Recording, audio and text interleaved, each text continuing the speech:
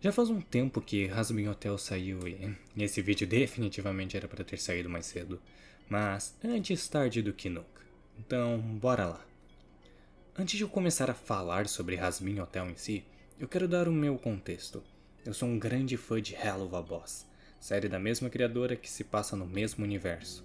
Então, as minhas expectativas para Hazbin eram que seria uma série com uma narrativa bem mais centralizada, no caso, o hotel e a ideia de redimir um pecador, diferente de Hell of a Boss, que é uma série mais episódica. Ela não necessariamente segue uma trama central, você não precisa necessariamente ver o episódio anterior para entender o próximo. O foco é muito mais nos personagens do que num problema geral. E Hazbin foi exatamente o que eu esperava. Teve muito mais foco no paraíso do que eu achava que iria ter, mas em geral Hazbin consegue carregar essa narrativa bem. A gente vê os personagens melhorando e se tornando amigos ao mesmo tempo que eles são bem desenvolvidos. Porém, existe algo em Hazbin que eu me decepcionei muito e que eu realmente não esperava que seria algo que eu acharia ruim, que são os números musicais. Não são todos, mas a maioria eu não gostei. Usando a Reluva como exemplo, o que é bem justo já que são séries da mesma criadora, os números musicais em Reluva são muito bons, pois eles são diegéticos. E o que isso significa? Todos eles fazem sentido com a cena e a música realmente está acontecendo dentro da cena. Não são um bando de gente cantando e dançando do nada sem motivo. Temos um pai cantando para pôr sua filha para dormir, um bando de números musicais em cima de palcos, onde faz sentido as pessoas cantarem e dançarem, ou quando é um personagem fazendo seu número musical, o resto dos personagens da cena não acompanham ele, mas isso não quebra a música, o que eu particularmente adoro quando acontece. Não existe uma necessidade deles cantarem juntos, e é por isso que eu adoro os números musicais de Hell of a Boss.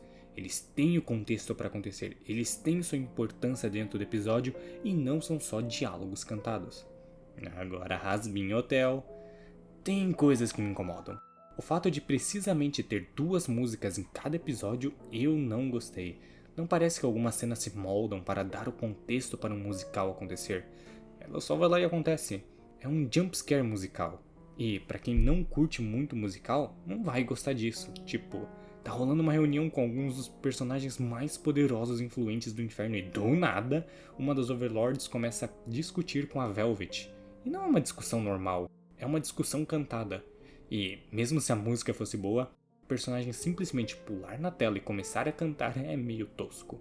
A Charlie nós temos um contexto do porquê ela gosta de cantar, já que diz ela que se expressa melhor assim. Mas os outros personagens não.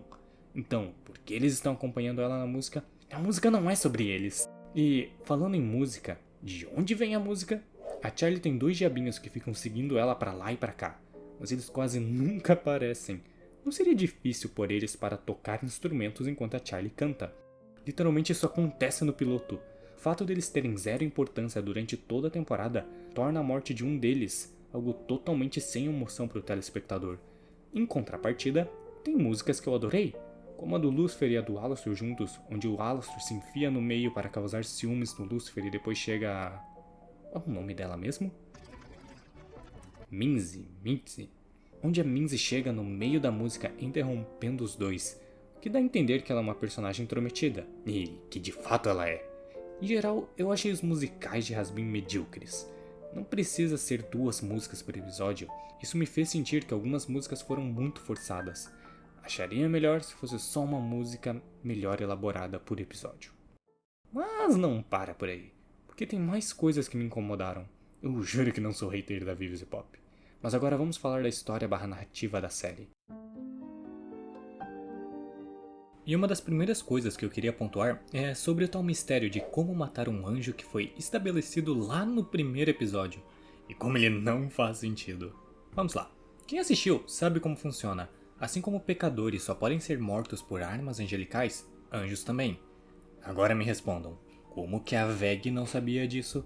Se existe um tipo de arma capaz de cortar minhas asas em um olho meu, não é difícil de chegar à conclusão que ela cortaria minha cabeça fora.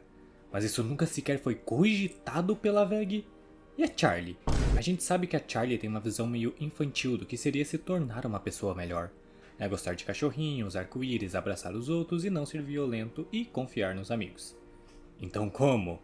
Carambolas! A primeira opção que ela considera viável para lidar com o extermínio é guerrear contra os anjos. Tipo, criar guerras não é algo que literalmente vai contra o conceito de ser uma boa pessoa. Com o tanto de recursos que ela conseguiu em pouco tempo, não seria mais fácil criar um bunker para esconder o pessoal? Tipo, bem longe do hotel? Já que literalmente o Adão falou que o primeiro lugar que ele iria é pro hotel. Porque carambas, nenhum Overlord criou um bunker para ele se esconder enquanto rola o extermínio. Talvez algum fez, mas a gente não viu. Mas a Camila Carmine definitivamente não. E como última crítica, os Serpentials.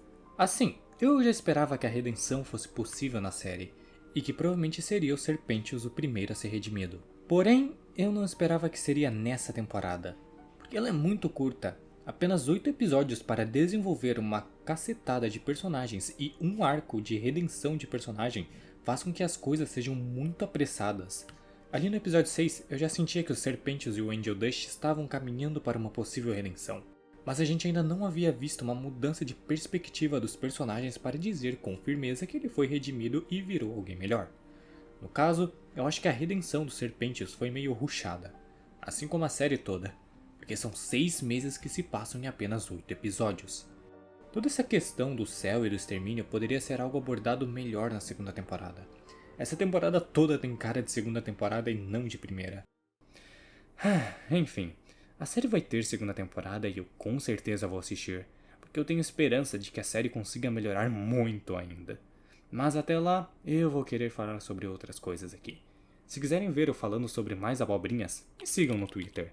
Querem conversar ou jogar comigo? É só acessar o meu servidor do Discord.